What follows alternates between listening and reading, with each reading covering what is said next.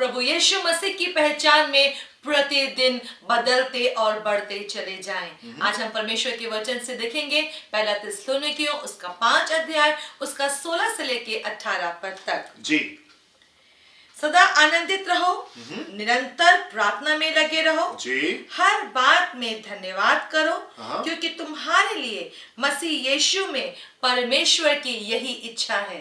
Amen and amen। पौलुस यहाँ पे बड़ी खूबसूरत शिक्षा को दे रहे हैं और पौलुस यहाँ पे कह रहे सदा आनंदित रहो, निरंतर प्रार्थना में लगे रहो, प्रार्थना में लगे रहो, हर बात में और धन्यवाद करो, हर एक बात में धन्यवाद करो, क्योंकि तुम्हारे लिए मसीह यीशु में परमेश्वर की यही इच्छा है। यही इच्छा, हर एक बात में परमेश्वर को धन्यवाद दो। पौलुस बहुत खूबसूरत शिक्षा में हमको लेकर के जाने, बड़ी विशेष बातें वो हमसे यहाँ पे कह रहे हैं। हर एक बात में परमेश्वर का धन्यवाद दो।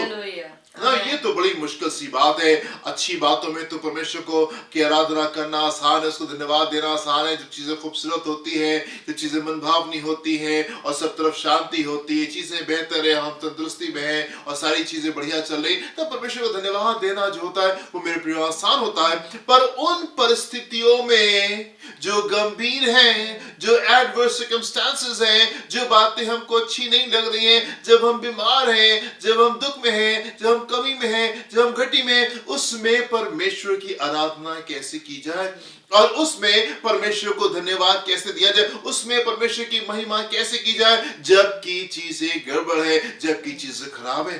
मेरे प्रिय पौलुस यहाँ पे बहुत इंपॉर्टेंट बातें कह रहे हैं और ये समझने के लिए आपको समझना पड़ेगा कि पौलुस का जीवन किस प्रकार का था, पौलुस का रास्ता किस प्रकार का था। जिस मार्ग से पौलुस होकर के चले हैं वो क्या मार्ग था और उस मार्ग पे चलने के बाद पौलुस ऐसी बातें जो है वो हमसे करें। हम देखेंगे दूसरा कुरिन्थियों उसका 11वां अध्याय उसके 23वें पद से देखेंगे, यहाँ पे क्या लिखा हुआ है।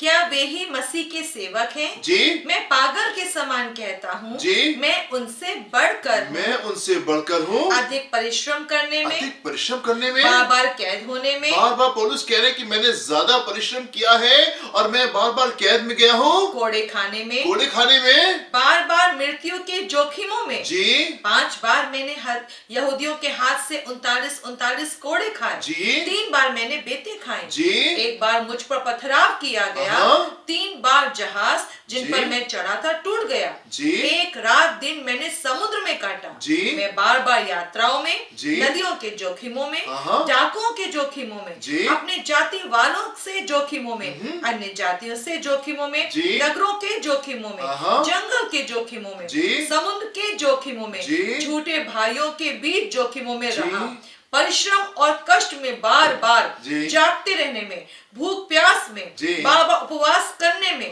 जाड़े में, उघाड़े रहने में, अन्य बातों को छोड़ जिनका वर्णन मैं नहीं करता, सब कलीसियाओं की चिंता प्रतिदिन मुझे दबाती है। Amen and amen। Now वो जन जो कि इतने कुछ से हो करके गुजरा है, मेरे प्रिय वो जन जो कि इतने कुछ से हो करके गुजरा है, वो हमको एक बहुत महत्वपूर्ण शिक्षा दे रहा है और वो ये कह रहा है सदा आनंदित रहो। वो जन जो इतने कुछ से होकर गुजरा, मेरे प्रिय थोड़ा बहुत नहीं जो हम लोग को आम जीवन में महसूस होता है, थोड़ी सी बीमारी नहीं है, थोड़ा सा दुख नहीं है, थोड़ी सी तकलीफ नहीं है, थोड़ी सी निराशा नहीं है, थोड़ी सी कमी घटी की बात यहाँ पे पौलुस नहीं कर रहा है। मेरे प्रिय आप इस लिस्ट में जाएं और आप देखें कितनी गंभीर ये लिस्ट है जो पौलुस यहाँ पे बयान करे, उस मार्ग को जो बता रहे जिस मार्ग से होकर के वो चला है और उन तमाम चीजों के बावजूद पौलुस एक खूबसूरत शिक्षा को दे रहा है और वह कह रहा है सदा आनंदित रहो,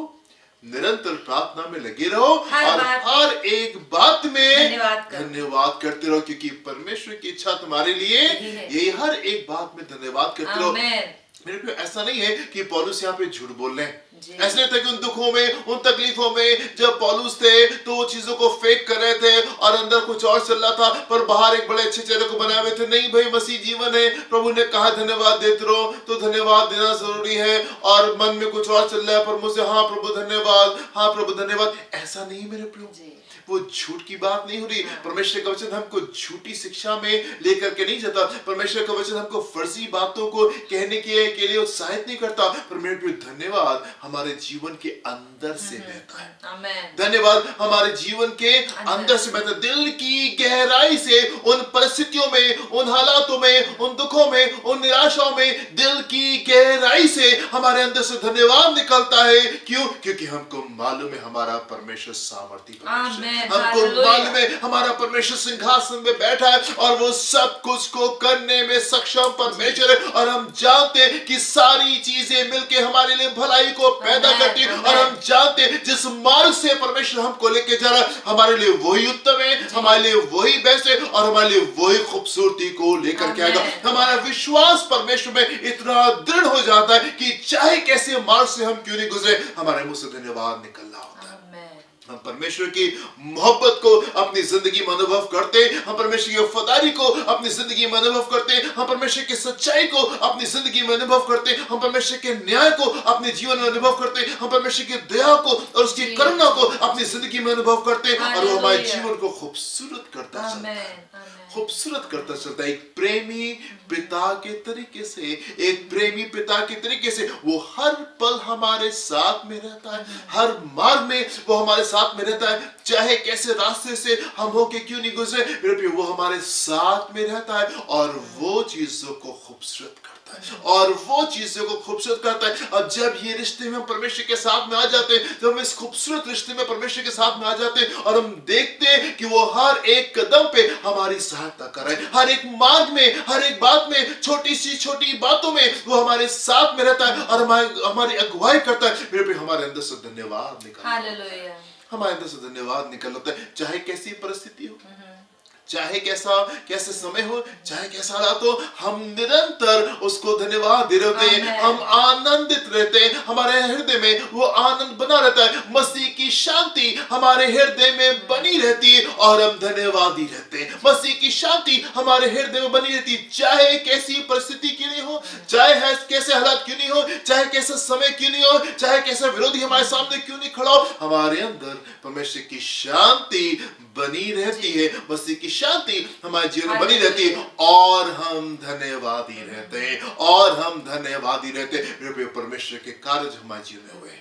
जिस मार्ग से परमेश्वर हमको लेके चलता है, जिस मोहब्बत में वो हमको लेके चलता है, जिस दया में, जिस करुणा में, जिस अनुग्रह में, जिस हिफाजत में वो हमको लेके चलता है, हमारे हृदय जो है वो धन्यवाद से भरे होते हैं, उत्साहित होते हैं, आनंद से भरे होते हैं। और ये धन्यवाद हमारे अंदर से बह रहा होता है, और ये धन्यवाद हमारे अंदर से बह रहा होता है। मेरे प्रिय, जिसने परमेश्वर को अनुभव नहीं किया है, जिसने प्रभु यीशु मसीह की मोहब्बत को और उसके कार्य को अपने जीवन में अनुभव नहीं किए, उनके लिए ये बहुत बड़ा प्रश्न चिन्ह होता है कि हम मुश्किल समय में आराधना कैसे करें। उनके लिए बड़ा कठिन होता है कि जब चीजें अच्छी नहीं है तो हम धन्यवाद कैसे दें, हम ये काम कैसे कर सकते हैं और ये कैसे हो सकता है। पर जिसने यीशु को अपनी जिंदगी में अनुभव किया है, जिसने यीशु को अपनी जिंदगी में अनुभव किया है, उसको मालूम है हम चाहे कैसे मार्ग से क्यों नहीं चले, सारी चीजें मिलके भलाई को हमारे लिए उत्पन्न करती है। परमेश्वर हमारे साथ में रहते हैं,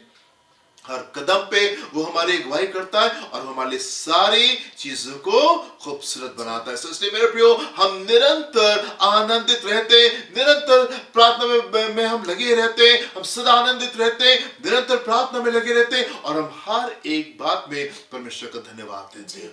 हर एक बात में हम परमेश्वर का धन्यवाद देते हैं क्योंकि परमेश्वर की इच्छा हमारे लिए यही है। हालेलुया। मैं आपको उत्साहित करूंगा, ये फेक करने की आवश्यकता नहीं है, झूठ बोलने की जरूरत नहीं है, फर्जी में कहने की जरूरत नहीं है, हाँ प्रभु धन्यवाद, हाँ प्रभु धन्यवाद। नहीं मेरे प्रियो, धन्यवाद हमारे हृदय से निकलता है, दिल की गहराई से निकलता है मेरे प्रियो। जब आप परमेश्वर को अपनी जिंदगी में अनुभव करेंगे, उसके कार्य को जब आप अपने जीवन में देखेंगे, दिल की गहराई से आपके अंदर से धन्यवाद निकलने पाएगा। प्रभु आपको आशीष दें। हम प्रार्थना करेंगे।